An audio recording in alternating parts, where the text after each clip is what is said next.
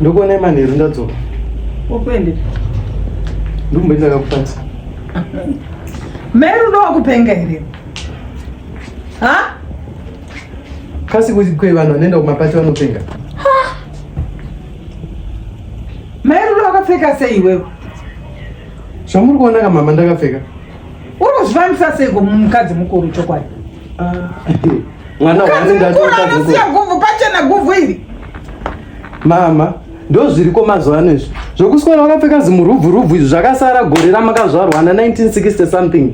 Ezvino kwana anonzi ma2K, ndiri ma2K kai. Uri kupindura ani kwaizvozvo? Ndiani uri kupindura izvozvo? Imi kumbondibvunzire izvozvo. Mai Rudo unoziva kuti uri ani wangu here? Mama. Aiwa ndati unozviziva here kuti uri ani wangu iwewe?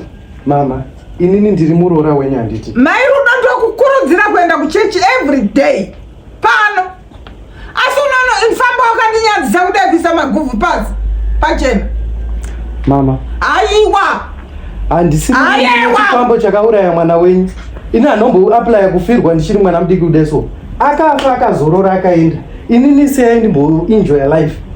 Ndotovhara kutodaiso kutoti ndakafirwa. Ndobva ndatoti zvakatoperera paipa akasira. Aiwa, ndakumboende. Kunzo kunotoda ndoenjoy. Mai Rudo. Iwe Mai Rudo. Dzokera mba. Aiwa, undopfeka hembe. Pfeka hembe. Pfeka.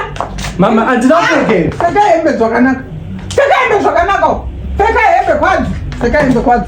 Sabuda. Munhu wekwani.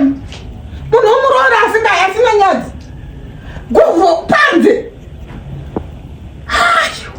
No. Anotukwako ndini.